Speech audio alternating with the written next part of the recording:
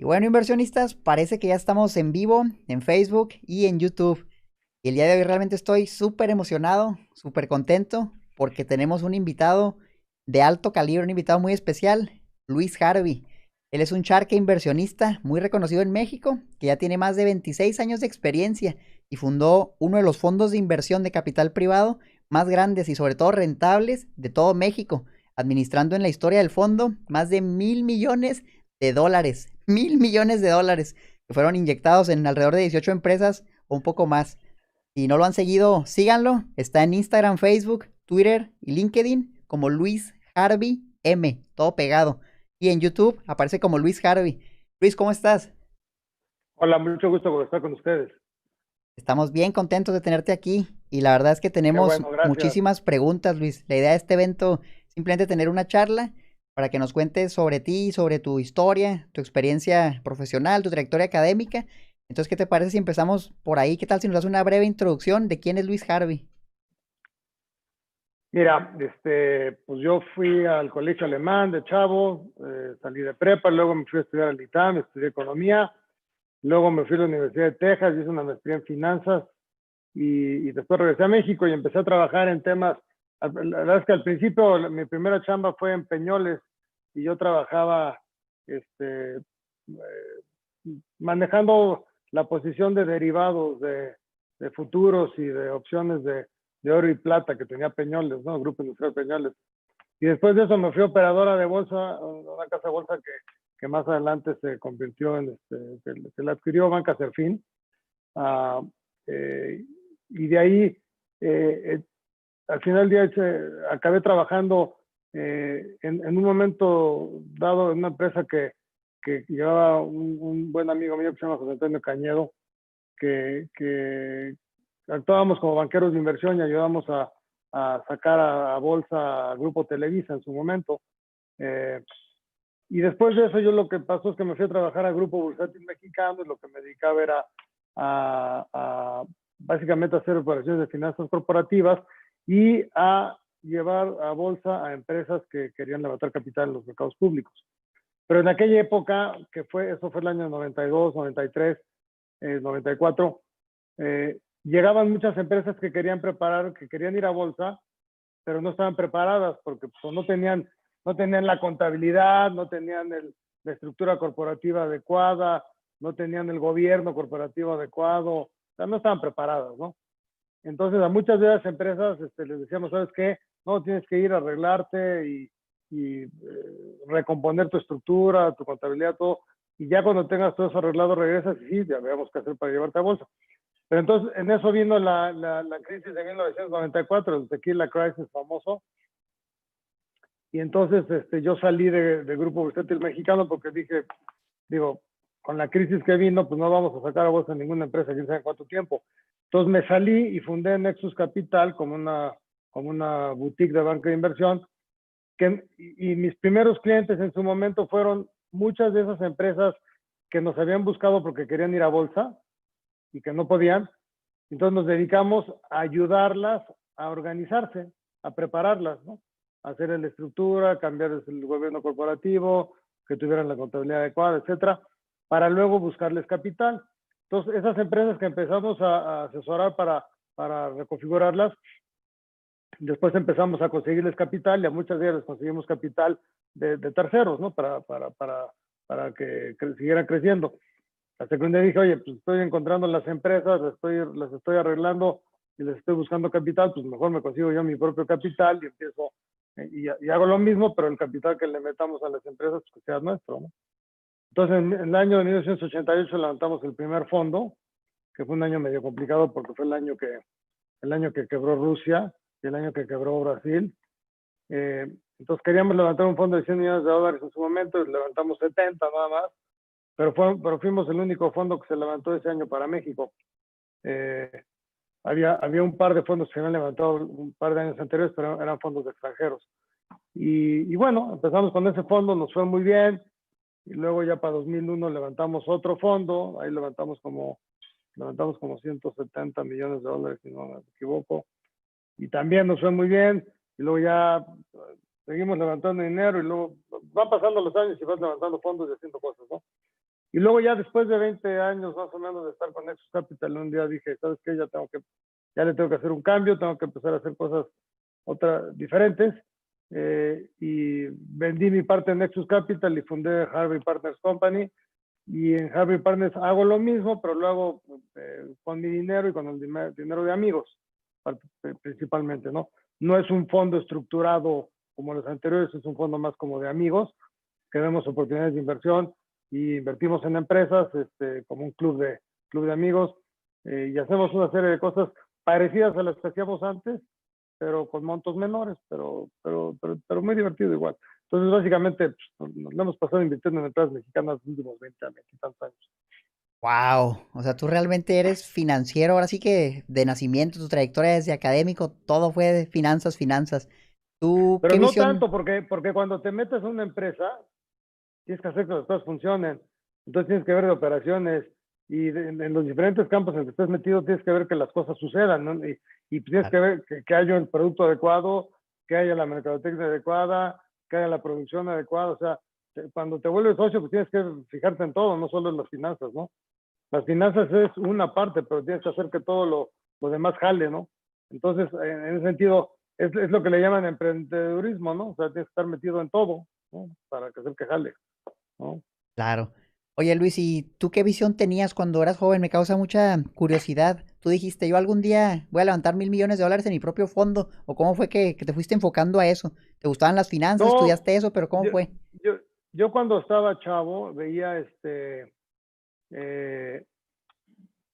o sea, veía que había fondos de inversión que se levantaban en los países desarrollados para invertir. Y lo que está bien claro es que la empresa sea la que sea, el dinero familiar nunca va a alcanzar para hacer una empresa grande. O sea, siempre tienes que conseguir dinero de algún lugar, capital de terceros, necesitas dinero de bancos, etcétera. Entonces yo siempre pensé en levantar alguna estructura de capital para poder invertir en empresas, o sea, levantando capital de todas las fuentes posibles, ¿no? Ya fuera capital privado, o sea, ya fuera capital de bursátil o bancos, ¿no? Al final de cuentas, porque los bancos son parte importante también del desarrollo de cualquier empresa. Pero sí, al final de cuentas siempre fue un tema de invertir en capital, o sea, hacer crecer a las empresas y hacerlas más grandes, ¿no? Y sí, la verdad es que eso lo pudimos lograr en el tiempo. Y ahorita estamos haciendo cosas bien divertidas también, que más adelante las podremos publicitar, pero estamos en el proceso de hacer cosas que se van a convertir muy grandes. Pero ahorita estamos en el proceso del trabajo para lograrlo, ¿no? Qué padre. Oye, Luis, y la pregunta aquí es, ¿cómo lo haces? O sea, ¿tuviste la visión de levantar tu fondo? ¿Y dónde consigues la lana? ¿Cómo encuentras inversionistas? Mira, la primera lana estuvo bien chistoso porque yo llegué y me acerqué a Nacional Financiera en su momento, y Nacional Financiera fue uno de los primeros inversionistas en el fondo que hicimos. Y me acerqué al International Finance Corporation. Y un cuate, se llama Julio Lastres, que lo quiero mucho, él, él estaba en Washington y entonces le llevamos el proyecto de hacer un fondo para México y nos dijo, mira, ¿sabes qué? Ustedes en México los conocen muy bien porque la verdad es que nos conocían en el mercado bursátil muy bien. Habíamos llevado a muchas empresas a bolsa, ¿sí? Y nos dijo, mira, ustedes los conocen en el mercado bursátil en México muy bien. Seguramente van a poder encontrar empresas para invertir. Dice, pero para levantar el capital con dinero extranjero, porque ya teníamos el compromiso de Nacional Financiera, pero era cuando mucho era el 20% de lo que necesitábamos levantar. Nos dijo Julio, a ustedes no los conoce nadie fuera de México en el mundo del capital privado. Los podrán conocer los que manejan bolsa, pero en el capital privado no los conoce nadie. Entonces nos presentó a un grupo americano que se dedicaba a levantar dinero y a invertirlo en diferentes países. Entonces nos acabamos asociando con este grupo americano, que esos cuates podían levantar capital, pero no los conocía nadie en México. Entonces, como que hizo clic, ¿no? El Claro. juntarnos con ellos. Entonces, echamos a andar el primer fondo, estuvimos la mitad del segundo fondo y para la mitad del segundo fondo, la verdad es que la contribución que nos daban los americanos era relativamente poca. Entonces, mejor les compramos su parte y nos quedamos ya con el fondo completo nosotros. Wow. Y miren, para los que no conocen los datos exactos de los fondos que Luis administró, aquí los tengo y se los voy a decir uno por uno. Entonces, el primero que se llama Nexus uno, como bien decía Luis, 1998, 76.5 millones de dólares. Ese fondo ya se liquidó y obtuvo un rendimiento anualizado de 28.6% en dólares. Dios, Luis, o sea, ese rendimiento es algo exagerado. Hay inversionistas muy populares que invierten en acciones públicas, ¿no? Por ejemplo, Warren Buffett, yo creo bien lo has de conocer, que tuvo como un rendimiento anualizado promedio de 20%. Este es casi 50% más 28% anualizado. Un rendimiento exagerado, o sea, realmente fuera por varios años. ¿Qué empresas había ahí? Homex, que lamentablemente Homex ahorita Eh, pues ya murió, ¿no, Luis? sí, Pero en ese sí, momento nosotros, cuando nosotros estuvimos estuvo súper bien, luego ya empezó a tener problemas, pero en esa estaba Comex, estaba en esa, que hace tantos años, tengo otra, este, Ibarra, Universo está E, Ibarra, que ahí nos fue muy mal, Universo nos fue muy mal, en Nomex nos fue muy bien, y teníamos otra que hacíamos Aeroval, botellas de PET, Inopac. Aeroval e Inopac. Nos fue bien en tres nos fue bien, en dos nos fue mal. Y luego hicimos el fondo 2, que ese fondo, la mejor empresa de ese fondo fue Genoma Lab. Y Crédito Real también fue un súper, creo que fue el fondo 2 Genoma Lab, digo Crédito Real. Pero Crédito Real fue la mejor inversión que hemos hecho en la historia. Este, y tuvimos otra serie de empresas ahí que nos fue bien. En ese fondo creo que nada más en una nos fue medio mal. Digo, pues vas aprendiendo, ¿no? Porque siempre metes la pata en algo, ¿no? Entonces, o sea, nunca puedes hacer todo bien, ¿no? Algo te va a salir mal, ¿no? Pero porque te salgan bien algunas y salgan mal menos de las que te salen bien, pues ya te fue, logra rendimientos adecuados, ¿no? Es un Y el rendimiento fondo muy 2 bueno. el fondo 2 tuvo mucho mejor rendimiento que el fondo uno. El fondo 3 estuvo bien, luego ya los siguientes fondos siguieron, pero yo ya me salí, yo vendí mi parte cuando estos fondos todavía no estaban acabados, entonces no sé en qué estén ahora esos fondos. Fíjate, aquí el fondo 2 estoy viendo ese un rendimiento anualizado de 30.8%. Se lanzó en 2002, 119 millones de dólares. Ahí está, como tú dices, Genoma Lab, Exacto. Force World, que los dos salieron a la Sports World nos fue bolsa. muy, Sports World nos fue muy bien también, y Sports World nos los compraron la gente de Alsea, nos compró la familia de Alsea, nos compró Sports World en nuestra parte, ¿no? Oye Luis, pero Nosotros ¿cómo haces salimos. esto? O sea, tú encontrabas, tenías el dinero y cómo encontrabas a empresas para llegar y decirles, ¿sabes qué? Yo te voy a Mira, meter 30 millones de lo dólares. que, lo que pasa es que la gente, cuando la gente sabe que tienes dinero para invertir, te buscan, ¿no? Y eso es una cosa, te buscan y quién sabe si te buscan los buenos, ¿no? O los que quieres que te busquen. Y por el otro lado, nosotros como que siempre definimos industrias que pensamos que tienen futuro. Entonces, oye, pues, cierta industria nos gusta porque los fundamentales de la industria son buenos. Entonces, activamente vamos buscando empresas y vas buscando a los dueños de las empresas y proponiéndoles que asociarte con ellos para que crezcan, ¿no? O comprar de la empresa, hay gente que les quiere vender. Entonces lo vas haciendo, pues proactivamente vas buscando empresas en las cuales invertir. Y tienes que tener el equipo adecuado para lograrlo, ¿no? Y tienes que analizar muchísimas empresas, analizas muchas, y no, the noise, ruido. Entonces, analizas a muchas empresas, pero digo, pues son muy pocas en las que inviertes, ¿no? O sea, a lo mejor analizas 20 para invertir en una, ¿no? Y a lo mejor ves 100.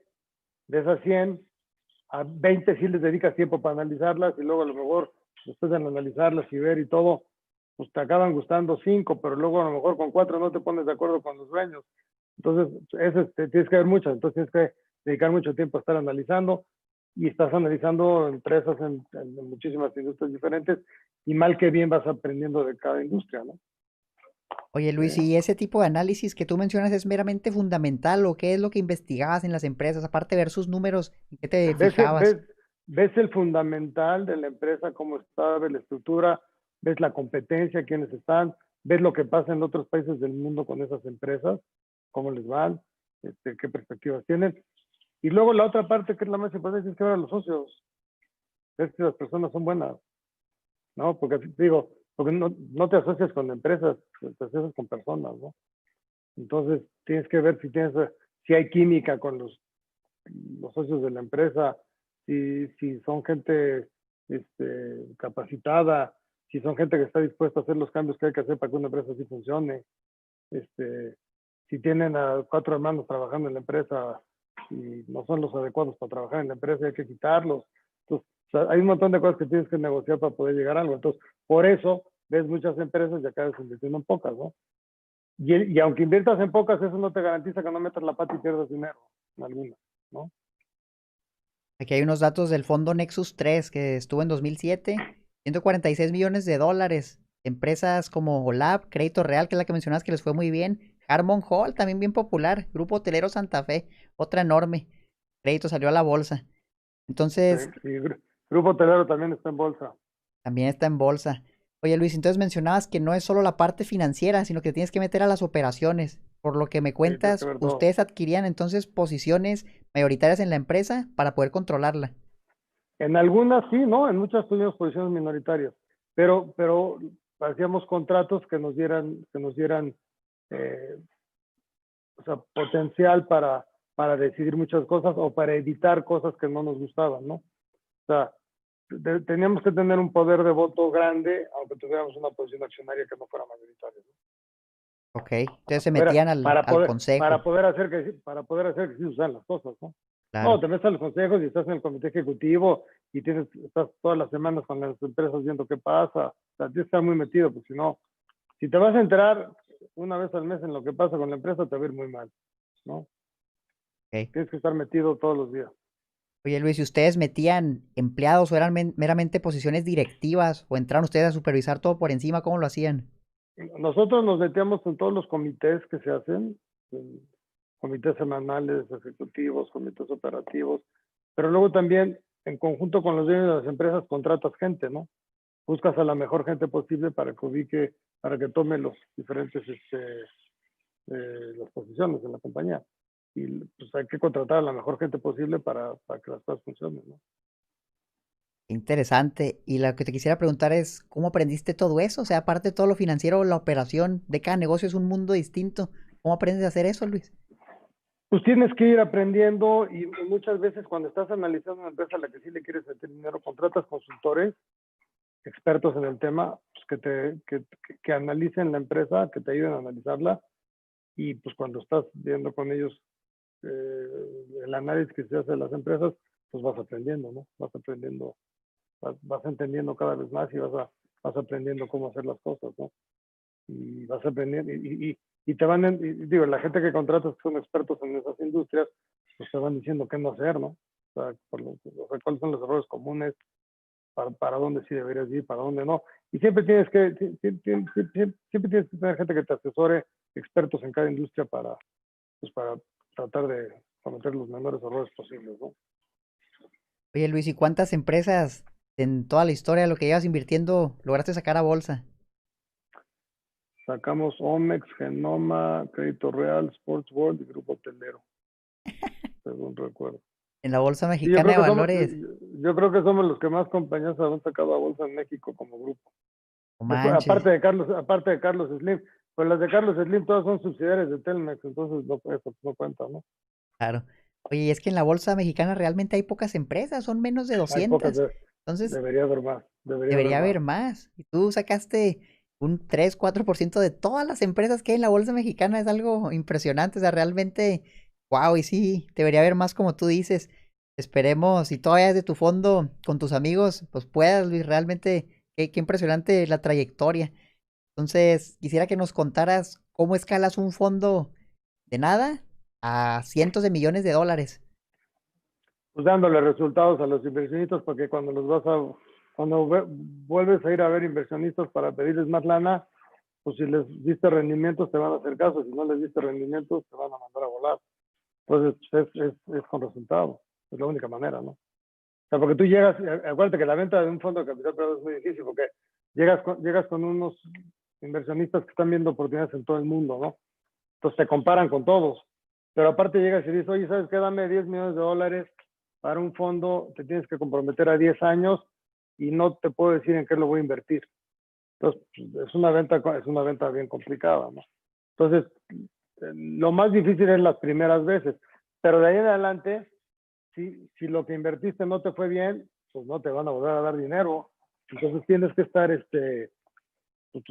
tu única manera de que las cosas jalen es con resultados, ¿no? Me imagino que Como por debe los... ser como Sí, debe ser en todo en la vida, ¿no? O sea, así debería ser claro, siempre, ¿no? sí, es como debe de ser, Luis. Por los resultados, me imagino que todos los inversionistas son institucionales, perdón, por los montos tan grandes. Sí, O sí, también hay la mayoría, personas que sí, invierten así.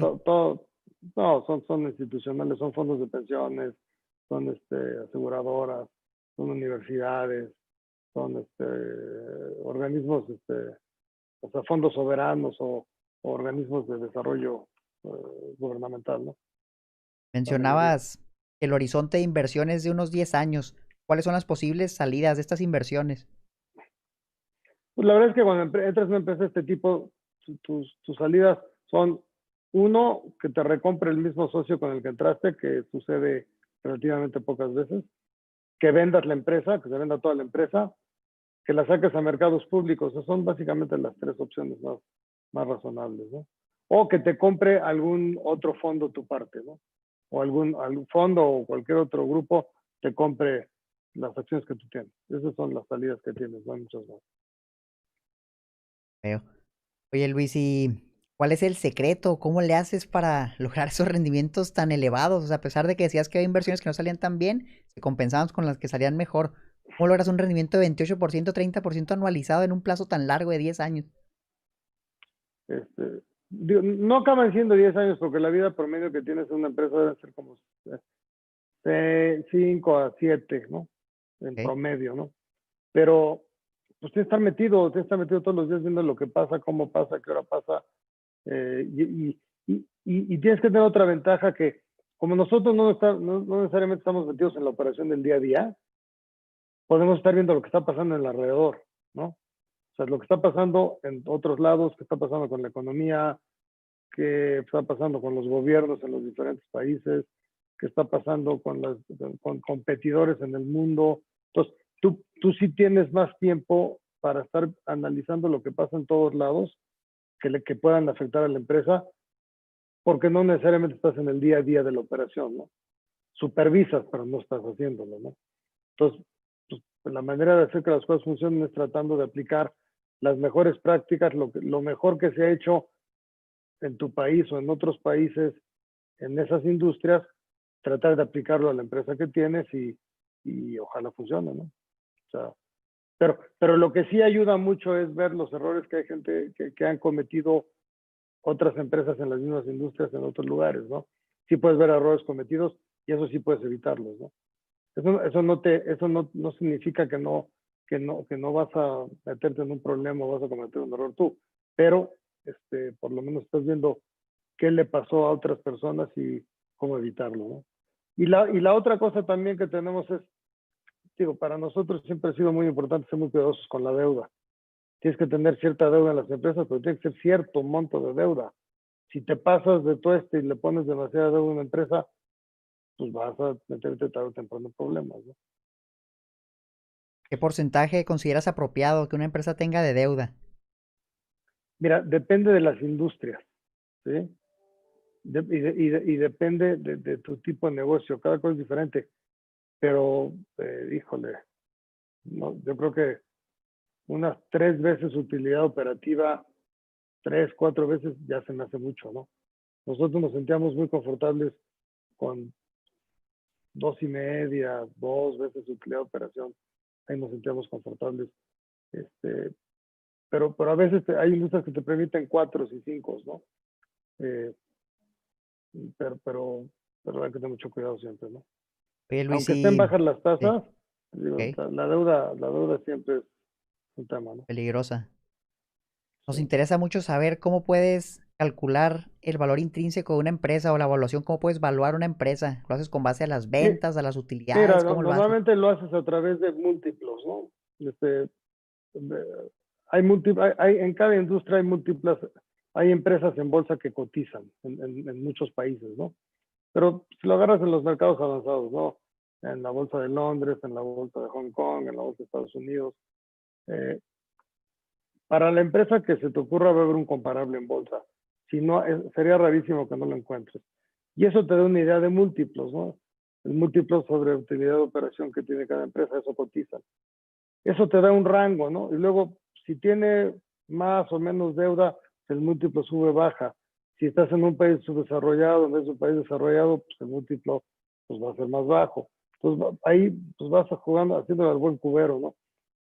Y luego, si tienes la opción de hacer una evaluación por flujos descontados y las evaluaciones que saques por múltiplos de toda la operación, también hay evaluaciones que se hacen por múltiplos de ventas, ¿sí? Entonces, tienes que hacer 5 o 6 metodologías diferentes de evaluación y una de flujos descontados. Si más o menos convergen, pues ya pues, vas bien. Pero puede ser que no converjan en nada, ¿no? O sea, que estén muy disparadas. Y entonces ahí pues, tienes que sentarte a negociar y analizar y ver cuáles son las fortalezas y las debilidades de la compañía. Y pues acaba siendo un tema pues, bastante subjetivo, ¿no? Cuando no te convergen las valuaciones contra lo que hay en mercados, pues acaba siendo un tema subjetivo, ¿no? Y es un Bien tema complejo.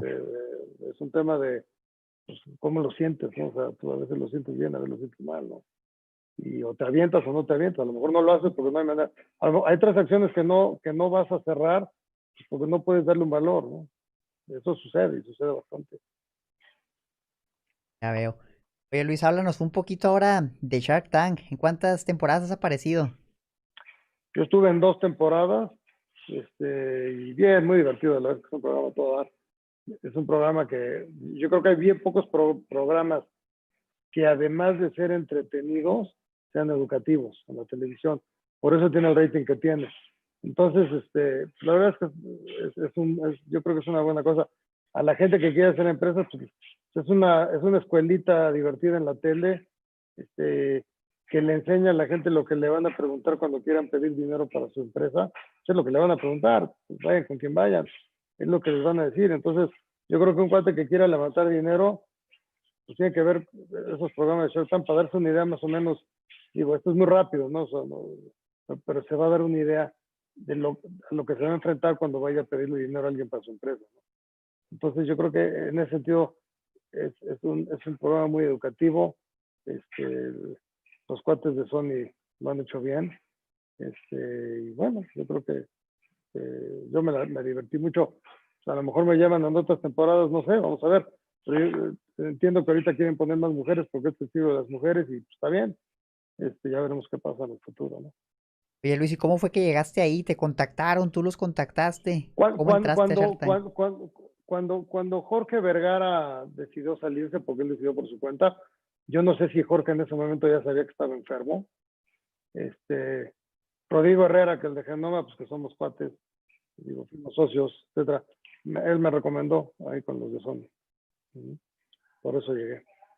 Órale. ¿Y en cuántas empresas más o menos has invertido en Shark Tank? Invertimos yo invertí me parece que en 6. O sea, me comprometí a invertir en muchas más, pero luego lo que pasa es que cuando llega lo que te dice en el programa, no es, o es parcial. Por ejemplo, dicen que tienen la patente de tal cosa, pues no la tienen. O que tienen, oye, que la contabilidad, pues no tienen contabilidad. O luego el cuate le dices, oye, sí, nomás que hay que hacer esto, y ahora sí te tienes que dar de alta con la Hacienda y pagar impuestos. Y te dicen, no, ¿cómo pagar impuestos? No, yo no. Entonces, o sea, hay muchas transacciones que no suceden porque, pues, oye, y no es muy diferente al mundo de la vida real, ¿eh? Nosotros, cuando ves una transacción que está en proceso, pues el 30% de las transacciones que tú estás viendo que tienes en proceso se cierran, el 70% no se cierran. Y en Shark Tank más o menos era eso, de las que nos comprometíamos a invertir en el programa, en el 30% sí se realizaba, y como el 70% por muchas razones no sucedía, ¿no? Oye, entonces de todos los emprendedores que salen ahí, ustedes no saben nada, no les dan información previa, eso es lo que presentan Nada, y de ahí no deciden. sabemos, no sabemos nada. O sea, cuando aparecen en el programa los chavos que llegan ahí, es la primera vez que los vemos. Y luego cierran un trato y ¿cómo es ese due diligence que debes hacer? ¿Lo Pues haces tú o tienes un equipo? es el due diligence que harías para cualquier operación. Eso ya es nuestro, lo hacemos con nuestra gente, ¿no? Hacemos el due diligence que tienes que hacer con cualquier, hoy, revisar que lo que te dijeron es cierto, qué números traen, si tienen patente, si tienen la fábrica que dijeron que tenían, o el producto que tienen, o el servicio. O sea, tienes que revisar todos los días, revisar en cualquier inversión. No es nada diferente de lo que pasa en una transacción de 100 millones de dólares que en una transacción de 5 millones de pesos, ¿no? O sea, es la misma revisión, no es nada diferente, ¿no? Y de esas 6 empresas que efectivamente se concretó la inversión, ¿cuál ha sido la mejor, Luis? Pues la verdad es que la mejor de todas que me hubiera gustado quedarme era una que hacía granjas de huevos, Ok. se llama Murlota, pero todos quisimos entrar y luego la chava dijo, no, voy a tener a 5 cuates dándome lata, entonces decidió nomás quedarse. Me parece que se quedó con Pati Armendáriz y con Carlos Bremer, creo. Es la que mejor hubiera ido, si me hubiera quedado. Y las otras, ahí van, pero así que digas, fantástico, pues no necesariamente. Hay algunas de las que se han hecho que se han ido muy, muy bien, pero como en el mundo de la vida real, o sea, las empresas, el 5% de las empresas acaban subsistiendo más de 5 años, ¿no? O menos, ¿no? De cuando las fundan. Entonces, no es muy diferente la estadística, ¿no? Pero Oye, de bueno, al final la... de Sí, cuentas, a la gente que sale en el programa les hace publicidad. Hay, claro. hay, hay mucha gente que llega al programa, sale y después de que salió del programa, lo que querían era la publicidad del programa, no necesariamente buscaban un socio, lo cual se vale también, ¿no?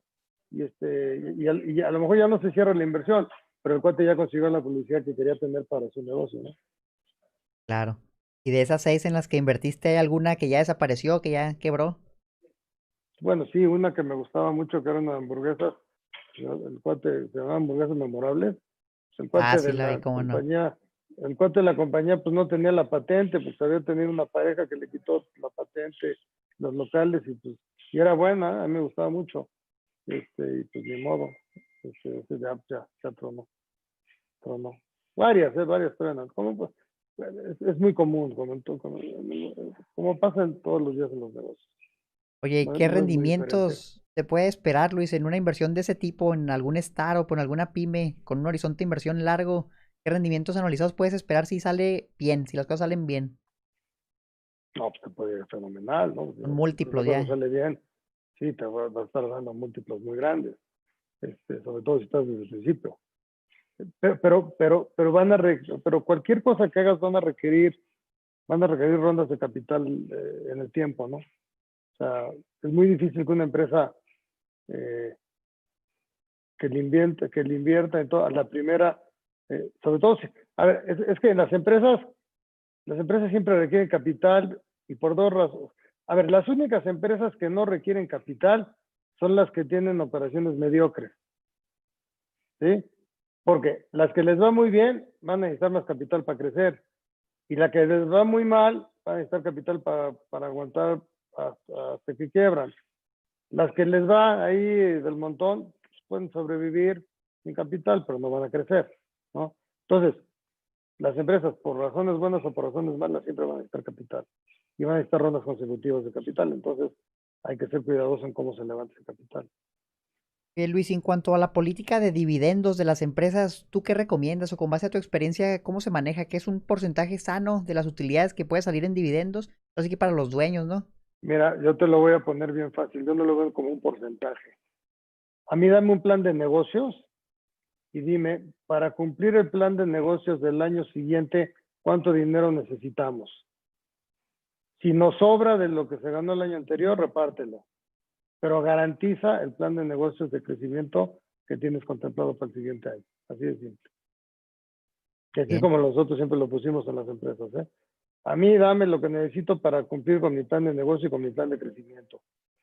Porque el mejor dinero invertido es el dinero que vas a invertir en tu empresa si a tu empresa le va bien. Aunque sacarla para que te pague el 4,5% en CETES, pues te flojera, ¿no? Entonces, porque es lo que acaba pasando, ¿no? Te pagas un dividendo, aparte que te van a cobrar impuestos por el dividendo, lo mete a luego lo vas a CETES. tener que reinvertir y a lo mejor lo vas a reinvertir en una cosa que no te va a dar lo que te da tu negocio, si es que tu negocio realmente jala. Si tu negocio jala, pues la mejor idea es mantener el capital metido en el negocio que tienes, ¿no? Oye, Luis, hablando de rendimientos, por ejemplo, mencionabas la tasa de CETES, 4.5% ahorita. Para ti, ¿cuál sería un rendimiento atractivo para tú meter ahí tu lana? Es que por eso yo no invierto en esas cosas. Yo prefiero invertir en empresas, prefiero arriesgarme y tener rendimientos de 20, 30 hasta tener rendimientos del 4, ¿no? Que el 4 con la inflación de México yo creo que va a ser real negativo, ¿no? O sea, yo creo que va a ser, sobre todo el año que el año próximo va a ser terrible en México, rendimientos del, o sea, 4.5 en CETES para que te, Pues para porque ti no vale inflación la en pena. ¿Para México, qué inviertes en CETES, en algo que te va a dar menos del 10%? sí, la verdad es que tienes que invertir en algo que haga más sentido, ¿no? Para que valga la pena. Justamente te quería preguntar el panorama económico que es para México en el futuro. Dices que el siguiente año va a ser probablemente malo. ¿Qué opinas en 3 años? ¿Cómo ves la economía mexicana? Pues depende, o sea, está fuertemente ligada a la política, ¿no? Este, si el gobierno actual se mantiene con el Congreso, yo creo que va a ser muy mal los años que vienen. Si el Congreso cambia, o sea, si Morena pierde el control del Congreso, pues yo creo que las cosas pueden ser mejores. Y de aquí a 2024, pues estaríamos ahí más o menos. Pero si Morena gana el Congreso, pues yo creo que las perspectivas de México van a ser muy malas. Y van a ser muy malas porque el gobierno se va a quedar sin dinero el año que viene. Y yo creo que a México le van a quitar el grado de inversión. Y digo, porque Pemex es un hoyo negro que no lo van a arreglar, CFE es otro hoyo negro que tampoco lo van a arreglar, y se está llevando el poco dinero que, digo, porque la economía pues está decreciendo mucho, y el año que viene va a crecer algo, pero va a ser el rebote de lo que creció, no va a ser un crecimiento fuerte. Entonces, pues, tiene que cambiar la retórica del gobierno con el sector privado para que el sector privado realmente invierta, ¿no? Porque si no, el sector privado pues no va a invertir, y la verdad es que en un país como México, pues el 90 y tantos por ciento de la inversión es privada, no es del gobierno, ¿no? Y si el sector privado está descontento, está temeroso, pues menos va a invertir. Y se va a seguir a estar invirtiendo fuera de México, que es lo que está pasando ahorita, ¿no? Oye Luis, entonces las cosas se ven difíciles, lo cual me imagino que significa que el peso se va a seguir depreciando. ¿Cómo podemos protegernos de esa depreciación del peso? Pues mira, yo no sé si se vaya, digo, yo creo que en el momento que le quiten el grado de inversión a México sí se va a depreciar. Ahorita que el peso está en 21, no sé, 21 por ahí, se está depreciando porque hay incertidumbre del dólar, ¿no? De la elección americana. Pero en cuanto pase la elección americana, yo creo que el dólar va a regresar, va a retomar su nivel. Y nos regresaremos a los 22 y cacho, etcétera. Este, ¿Cómo protegernos? Pues digo, pues hay varias maneras. Uno es comprando dólares, que ahorita yo creo que lo más barato que hay en México al día de hoy es un dólar, ¿no? Entonces, es un tema, ¿no? Es triste, pero pues es la verdad. Eh, y bueno, pues la manera de protegerte es teniendo un negocio que gane dinero y que venda, etcétera. Pero es que todo va de la mano, ¿no? Cuando hay incertidumbre, las economías no funcionan.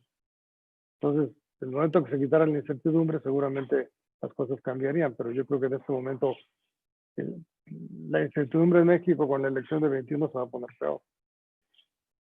¿Tus inversiones prefieres mantenerlas en pesos mexicanos, en dólares, una mezcla de ambos? ¿Cómo lo haces?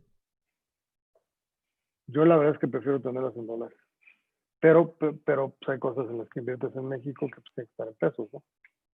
A menos que el producto que vendas lo vendas en dólares. Pero luego tienes que ver si las materias primas que compras son importadas o no. Entonces, esa es parte del análisis que tienes que hacer para cualquier negocio, ¿no? ¿De dónde vienen las materias? Si tu producto lo puedes vender en dólares, aunque lo vendas en pesos, pero al tipo de cambio del día. Y las materias primas que utilizas para el producto, pues de dónde vienen, ¿no? Si son nacionales, son importadas. Y si son en dólares, ¿no? Y si se te evalúa la moneda, si puedes traspasar la evaluación en la moneda en tu precio de venta. Pues, eso es lo que tienes que estar analizando todo el tiempo, pues para que no te agarren con las manos en la puerta, ¿no? Oye Luis, si te gusta Sí, invertir en la bolsa de valores, sí, pero últimamente la verdad es que estoy invirtiendo en la americana, no en la mexicana. Porque la mexicana, como cada día hay menos acciones bursátiles, o sea, líquidas, o sea, yo la verdad prefiero, si voy a tener que invertir en bolsa, prefiero invertir en la bolsa americana, pues y en empresas que son sumamente líquidas, ¿no? Si no, no. Ok. ETFs no compras. No, a mí me gusta analizarlo, entonces pues, Claro. sí me meto a analizar las empresas y las que me gustan y más o menos ahí vas viendo, ¿no? Pero ese es el mismo análisis fundamental que por una privada, ¿no? Analizas o sea, la industria, las perspectivas, a dónde van, la competencia y ahí pues, ya ves, ¿no? Pero por lo menos en eso, si estás en una empresa muy, muy líquida, pues si un día no te gusta algo, mañana ya vendiste la acción, ¿no? Entonces, digo, a lo mejor te puede tocar un día malo y pierdes algo, pero luego lo recuperarás. Oye, y en cuanto a tu portafolio de inversiones en la bolsa, no sé si te sientas cómodo diciéndonos algunas empresas en las que inviertes. Nosotros invertimos Pues mucho en la bolsa, últimamente nos gusta. me han gustado mucho las de tecnología, ¿no? Porque yo creo que el mundo está cambiando. Pero siempre que inviertas en ese tipo de cosas, tienes que invertir con un stop loss muy cercano, ¿no? Para que si se va para abajo, pues que saquen, ¿eh? Ahorita, por ejemplo, yo creo que es buen momento para volver a entrar a las de tecnología después de la caída que se tuvo Sí, en los últimos 10 días. Es momento para volver a entrar. ¿Y qué me gusta? Pues obviamente me gustan las tecnológicas, ¿no? Y las que la pandemia los ha hecho felices, como los Netflix y los Amazon y este tipo de cosas, pues digo, los han hecho felices, ¿no? Y Zoom, ¿no? Por ejemplo, vi Zoom, el vale, otro día yo había comprado Zoom a mucho. 115, se subió a 160 y luego yo le puse un stop a 140, 155, yo le puse un stop loss a 140, ¿no? Pum, y le pega el stop loss y le sacan, luego se fue a 300 y tantos y ya no entré. Pues ya, ni modo, bueno, no siempre se gana, o sea, Sí pasa. Oye, y ese tendrías que tipo estar de... metido todo el Sí, día tendrías que estar metido todo el día viendo las acciones y yo no estoy metido todo el día viendo acciones, ¿no? claro. ¿Cómo puedes, por ejemplo, evaluar una empresa con mucho crecimiento? Por ejemplo, un Zoom, que si tú ves los múltiplos, la realidad es que los múltiplos son ridículos, ¿no? O sea, ves el price to earnings ratio.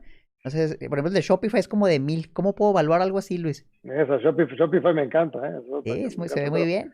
pero esos van a tener múltiplos muy altos porque tienen crecimientos muy altos. El día que sus crecimientos sean menores, pues el múltiplo se va a bajar. El múltiplo es una función del crecimiento, ¿no? Entonces, obviamente, con ese tipo de crecimientos van a ser múltiplos muy, muy altos, ¿no? Y sobre todo si son empresas que no tengan activos. Porque si fuera Sí. una empresa con muchos activos, pues el múltiplo, por definición, el múltiplo de una empresa que tiene muchos activos fijos va a ser más bajo que el de una empresa que no tiene activos, ¿no? Ok. Pero sí, está Entonces, tú tratas de súper hacer como... interesante. No, sí está muy padre. A nosotros nos gusta mucho esto. Fíjate, tratamos de fomentar la inversión en la bolsa de valores. Yo trato de hacer muchos videos con lo poco que sé y compartirlo. Entonces, tener a alguien con tanta experiencia que nos diga, ah, mira, yo hago análisis fundamental, me fijo en esto. No sabes el valor que tiene para nosotros. Es muy, muy bueno. Luis, te Sí, quería preguntar encantado. entonces, no, muchísimas gracias. ¿Tú haces como un tipo de proyección a futuro de las ganancias que puede tener la empresa con base al crecimiento y con base a eso tratas de Mira, tener un yo valor? creo, es que para todas esas empresas, sobre todo para las muy líquidas, el análisis ya lo hace gente, hay gente que lo hace, tú nomás tienes que buscarlo. A ver, lo tienes que comprar, pero ese análisis ya existe, entonces tú lo puedes ver y empiezas a analizar lo que les va a pasar y con eso ya pues, tomas decisiones, ¿no? No, tú no lo tienes que hacer, ya es información pública. Por eso tienes que ver empresas muy líquidas. Ahora, sí te puede echar unos casques de que una empresa que vienen ofertas públicas nuevas de empresas que, pues, que se ven prometedoras, pues a lo mejor te puedes arriesgar con un poquito de lana y ver qué pasa, ¿no? Le inviertes un poco y a lo mejor salió bien y ya veremos cómo le va en la historia a esa empresa ya cuando esté en los mercados, ¿no? Salió una que se llama Snowflake. Salió y Sí, ya lo vi, subió más de sí, lo vi 100%. yo. Yo quise comprar acciones y no pude, Y tú como inversionista ¿no? institucional hubieras podido comprar a 70, 80. Ahorita No, están... lo que pasa es que la casa de bolsa que lo sacó, pues ya tenía todo más que colocado con sus clientes habituales, ¿no? Entonces yo digo, ya sucede, pues ni modo, no, Oye Luis, y tú en no, cuanto a las ofertas públicas iniciales, ¿tú crees que eso está de cierta manera arreglado? ¿Que los inversionistas institucionales entran antes? ¿Ya saben que va a subir o pues es normal no, que suba no, para 100% así en nada. un día? Si tú Eso es te, el si tú te mercado. fijas, hay muchísimas ofertas públicas que, que han salido a bolsa y cotizan por abajo de lo que salieron. Claro. Sobran. Hay muchísimas, ¿no? Yo creo que los mercados son complicados y los inversionistas esperan rendimientos para ese tipo de cosas muy grandes. Entonces, digo, y yo no me considero experto en mercados públicos, yo entiendo más el mercado privado, pero Okay. yo creo que pues, hay cosas que cuando se ponen muy de moda, pues va a subir el precio. Lo que pasa es que un par de años después vamos a ver dónde andan, ¿no? Cuando ya patronaron, ¿no? Todo puede pasar. ¿Qué opinas, por ejemplo, de la evaluación de Tesla, Luis? Que esa acción valía $200, $300 hace un año. Ahorita ya Yo creo que hicieron un no split, pero sé, están más de 2,000 antes del split. yo creo que no hace ningún sentido, ¿no? Porque esos cuates, por ejemplo, tienen un problema serio que es, necesitan un montón de dinero para construir fábricas para poder surtir los coches. Y es mucho dinero. Pero no hace sentido que valga más que Volkswagen, ¿no? Que es una compañía que hace un montón de coches de súper buena calidad todos los años, ¿no? Y Tesla, pues, si no consiguen un montón de dinero relativamente pronto, no van a poder hacer las fábricas que necesitan hacer para cumplir con la demanda que tienen, ¿no? Entonces, digo, ahí puede haber problemas. Yo creo que Ok. digo, oye, y a lo mejor ahí se queda el precio, porque la gente dice, oye, coches eléctricos es el futuro. Sí, oye, y está súper de moda esa industria, ¿eh? Vamos a ver qué pasa, ¿no? Oye, esta pregunta es la última que tenemos preparada, Luis. Y ahorita quisiera a las personas que nos están escuchando que nos escriban las preguntas que quisieran hacerle a Luis ahí en los comentarios. Ahorita leemos algunas. Vamos a leer unas 4 o 5 preguntas. Pero esto último quisiera que nos recomendaras a nosotros, pequeños inversionistas que vamos empezando, cómo podemos empezar, cómo podemos aprender, ¿qué nos dirías a nosotros que vamos comenzando? Mira, la gente que está empezando, yo creo que sí le conviene invertir a través de fondos de inversión, o sea, de los que te ven en las casas de bolsa, o sea, que ellos hacen hacen sus grupos de empresas en los que invierten y todo y lo están moviendo, pero ir viendo cómo están cambiando, o sea, cómo quitan y ponen de las empresas en sus fondos mutuos, para ir entendiendo e ir preguntándole a los ejecutivos de su casa de bolsa por qué están haciendo lo que están haciendo, o si no, por lo menos pidiéndole la información de las empresas que tienen en los portafolios de inversión. Irle leyendo para ir entendiendo. Yo creo que es una buena manera de ir analizando por qué los ejecutivos que manejan esos fondos mutuos, por qué vendieron una acción y compraron otra. Y en muchos casos pueden ustedes hablarles y preguntarles a los operadores de esos fondos por qué tomaron esas decisiones y te dirán la información. Algunas su información porque oyeron chismes, otras porque vieron un cambio fundamental, otras porque vieron que puede haber algún cambio en temas de gobierno que les afecte, o cambio en materias primas, en precios, etcétera. Pero que te vayan diciendo qué fue lo que pasó para que tomaran una decisión, y yo creo que es una manera de ir aprendiendo poco a poco, ¿no? Sí, Oye, es lo que yo Luis, haría. no, muchas gracias por tu recomendación. Una de las preguntas que nos hacen es, ¿qué opinas del trading? Comprar y vender acciones en un día. Bueno, si tienes si lo haces con dinero que no te importa si lo pierdes, o sea, si tu estilo de vida no va a cambiar si pierdes esa lana, pues puedes hacerlo. Número 2, tienes que estar metido todo el día ahí, todo el día metido, Un empleo. viendo. Es un empleo viéndolo, ¿no? Oye, hay gente que lo hace y lo hace bien, pero no es para que, hoy y mañana veo qué pasa. No, tienes que estar viendo todo el día, ¿no? Para que lo puedas hacer bien. Si no, la probabilidad de que pierdas tu dinero es amplia. Alta.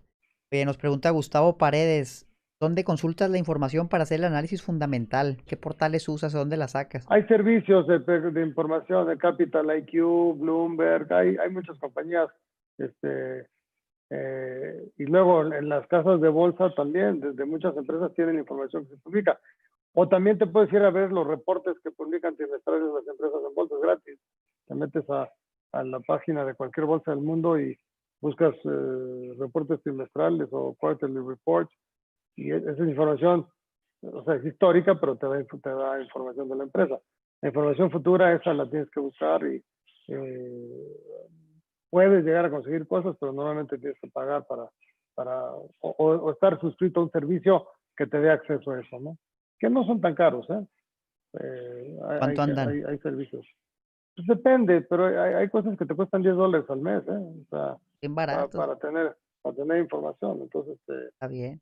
quieres tener un Bloomberg como Dios manda con todo, pues si te cuesta una lana al mes. Pero hay manera de hacerlo, ¿eh? Y, y en las casas de bolsa te pueden guiar para cómo conseguir información de mejor manera. Nos pregunta Abdiel Dávila, ¿qué consejo financiero nos darías en tiempo de crisis en los próximos años? ¿Qué hacemos con nuestra lana? ¿La ahorramos en CETES, la invertimos en empresas? ¿Qué hacemos? Hay veces que no hay que hacer nada. O sea, cuando la cosa está muy incierta, a veces lo mejor es esperarse a que se clarifiquen las cosas.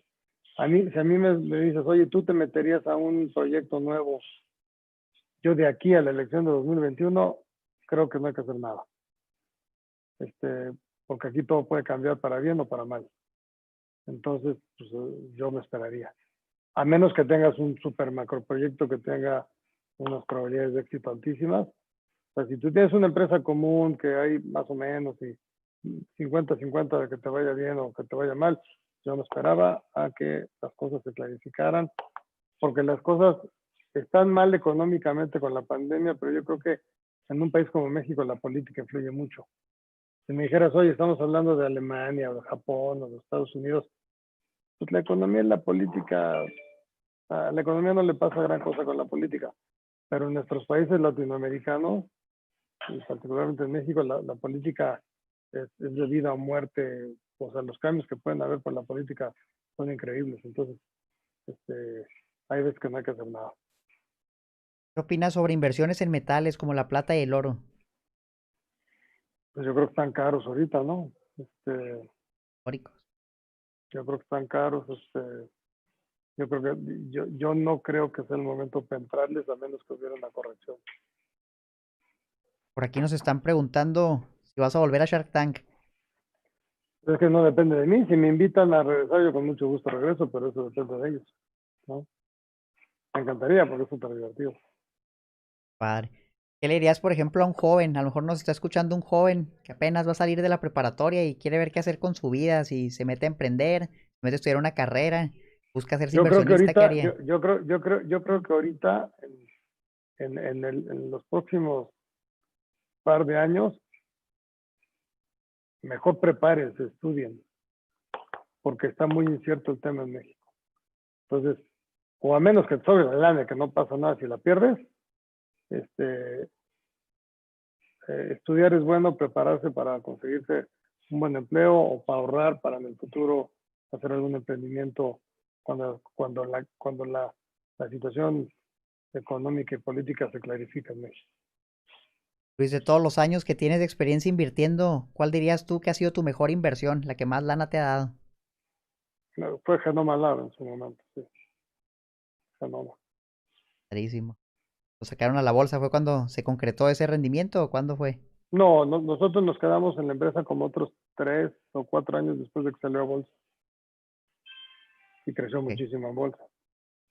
bien. Nos preguntan, ¿qué opinas de las criptomonedas? El Bitcoin, Ethereum, Ripple.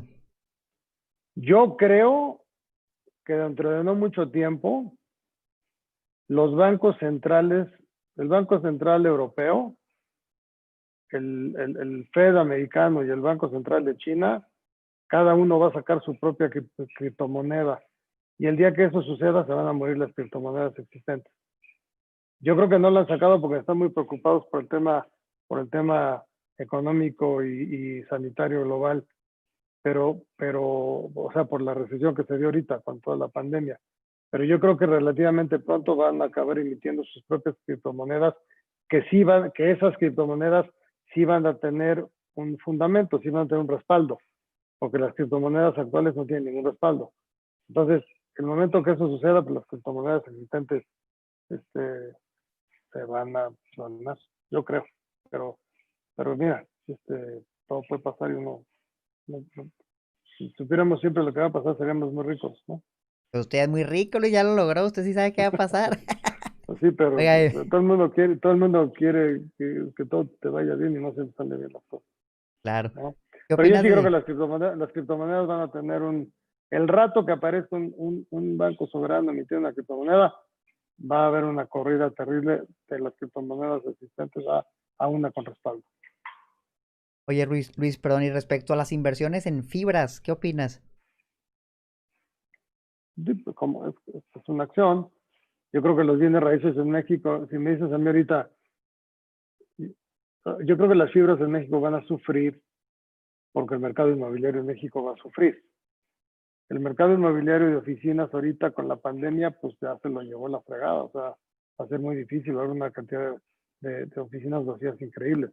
El mercado inmobiliario, lo que tiene que ver con centros comerciales, uno, con las compras online y ahora con la pandemia y con las empresas quebrando, pues van a ser museos. Muchos centros comerciales van a ser museos, o sea, no va a haber tiendas suficientes y no se pueden llegar a los restaurantes. Y luego los restaurantes ya la gente tampoco quiere ir porque se contagia de cosas. Entonces yo creo que las fibras que están relacionadas con centros comerciales van a sufrir mucho. Las fibras que estén relacionadas con bodegas industriales y fábricas para temas productivos, yo creo que les va a ir muy bien, porque la producción, yo creo que va a venir más producción a México, que va a empezar a salir de Asia para venirse para acá cada vez más, entonces esa les debería de ir bien. Las hoteleras, las fibras hoteleras, pues yo sigo siendo consejero del Grupo Hotelero Santa Fe y la verdad es que pues es un negocio que le puede ir bien, pero no le va a ir igual de bien que antes, ¿no?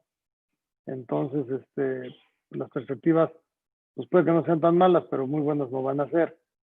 Entonces, pues, digo, de qué fibra estamos hablando, veremos si tiene patas el negocio o no, ¿no? ¿Qué ¿Qué tal respecto? Ahorita en México hay un boom de plataformas tecnológicas para invertir, ¿no? Las famosas fintech. Hay muchísimas. Sí. ¿Qué opinas de ese tipo de inversiones? ¿Las recomiendas? Eventualmente va a haber 2 o 3 que van a ser las ganadoras. El chiste es cuáles, ¿no? Entonces yo creo que sí hay que estarlo evaluando con mucho cuidado y poco a poco. Hay que darle su tiempo, ¿no? ¿Qué tal las SOFIPOS, sociedades financieras populares? Meterla ahí para que la presten a personas, a empresas. Yo en este momento no me metería, porque yo creo que el desempleo en México va a continuar muy fuerte. Yo creo que mucha gente a la que las SOFIPOS le han prestado dinero, yo creo que muchos no van a pagar, porque no van a tener empleo, o el empleo que van a tener a lo mejor es un empleo que les va a pagar menos que antes. Entonces yo creo que pues, esos son negocios que van a resentir, va a haber cartera vencida, va a haber va a haber gente que no, de plano no va a pagar, mucha más que lo que se hubiera pensado antes, ¿no? Entonces yo me mantendría un poquito al margen de esos en este momento. Esos son negocios que son buenos, pero cuando la economía va a creer en crecimiento. Con una economía en decrecimiento o estancada, pues no, pues va a ser más complicado. Luis, para nosotros, pequeños inversionistas, ¿qué deberíamos considerar para protegernos de estafas? Ahorita hay muchas estafas que llegan y te ofrecen cosas de que con Bitcoin. ¿Cómo podemos evitar caer en ese tipo de fraudes? Pues mejor no meterse, o sea, mantenerse alejado. Cualquier cosa rara que te aparezca de ahorita, yo creo que pues mejor no, ¿no? A veces hay momentos, como dije hace rato, que no hay que hacer nada, hay que ser muy conservadores. Yo creo que este es uno, ¿no? Hay que ser conservadores, cuiden sus chambas, ahorren, porque nunca sabes si mañana va a estar peor que hoy. Y puede ser, ¿eh? Ok. Tres acciones, Luis. Sí. Si resulta que están mejor las cosas mañana, pues mañana inviertes, no pasa nada. Pero ahorita si te puedes invertir y luego las cosas van mal, pues vas a perder. Pues mejor hay que quedarse quietecito a veces. Luis, en cuanto al efectivo disponible, este es un tema bastante interesante. ¿Tú qué porcentaje de efectivo de nuestro patrimonio recomiendas tener líquido para poder invertir y aprovechar esas oportunidades que a veces salen en unos pocos días y desaparecen? ¿Cuánta lana debemos tener a la mano siempre?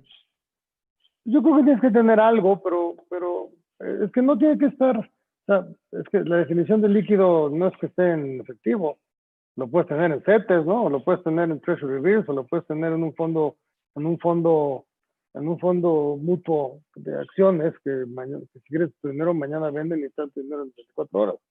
Entonces, o sea, efectivo, pues yo no tendría casi nada, ¿no? Y yo creo que todos los gobiernos, todos los bancos del mundo se van a ir moviendo precisamente a que la gente no tenga efectivo, ¿no? Entonces, yo creo que en el tiempo el efectivo va a ser algo que no va a existir, no va a haber mucho, ¿no? La gente va a pagar con su teléfono, la gente va a pagar directo de su chequera, etcétera. Eh, pero tener así efectivo, yo creo que poco. Y porcentaje que no tengas invertido, pues depende de tu edad, ¿no? Si eres un chavo, pues sí puedes tener, no sé, poco efectivo y la mayoría, o sea, poco en instrumentos líquidos y la mayoría invertido en acciones o en bonos o en cosas así, o en bienes raíces, ¿no?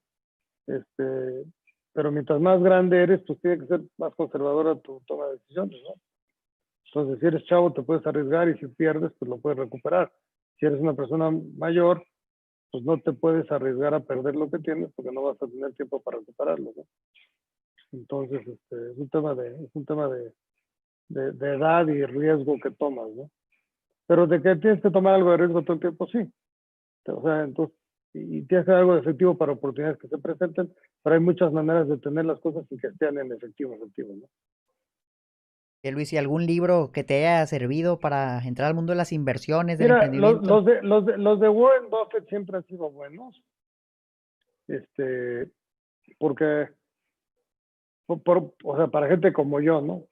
Que lo que quieres es invertir en empresas, porque te Sí. da una versión, digo, puede que sea una versión muy conservadora, pero es una versión de alguien que lo lleva haciendo mucho tiempo y que ha vivido mucho, ¿no? Hay otro libro que a mí me gusta, uno de Jorge Pablo Leman, un cuate que tiene un fondo muy grande en Brasil que se llama 3G, 3G, Sí. de cuando echó a andar su fondo nuevo, que él echó a andar un fondo cuando se hizo grandísimo 3G, y él lo echó a andar cuando tenía 60 años. Oh, Entonces, ya ha sido súper exitoso. Y son cosas que yo creo que hay que leer para poder más o menos ir entendiendo qué hacer, ¿no? Es lo que yo haría. gracias. Ya por último, nos gustaría que nos dijeras 3 acciones que estás viendo ahorita en la bolsa de valores, tal vez podamos comprar, si es que te gustaban las tecnológicas, si es que te gusten. Mira, yo creo que una acción como Amazon va a seguir funcionando porque el comercio en línea cada vez va a ser mayor, me gusta mucho. Igual que un Shopify, ¿no? Pues es más o menos, se parecen, ¿no? Quizás hace más sentido entrar a la Shopify porque yo creo que puede crecer más rápido que Amazon, porque tiene más campo para crecer. A mí eh, me sigue gustando Netflix, a pesar de que tiene mucha competencia, pero se ajustó en el precio. Me sigue gustando mucho una que se llama Nvidia, Claro. NVD, me gusta mucho. Me sigue llamando mucho la atención Zoom,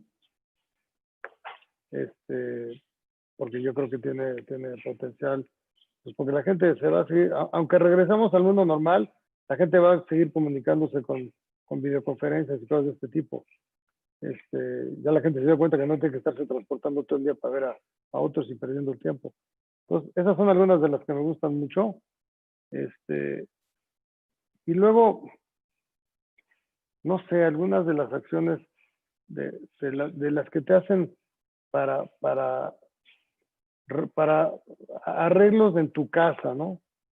Como Home Depot o este tipo de cosas, porque mucha gente pasa más tiempo en tu casa y entonces pone a arreglar su casa porque pues, está ahí.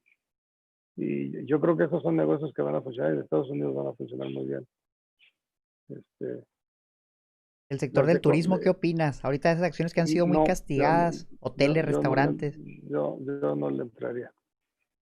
Hay gente que dice que hay que entrar a aerolíneas y todo. Sí, Sí, pero entonces tendrías que estar viendo la acción porque de repente se va a subir 10% y no se va a volver a caer. O sea, yo me mantendría hasta que no haya una vacuna de esto, es dificilísimo que esos negocios tengan un futuro que sea así fregón, yo lo veo muy complicado.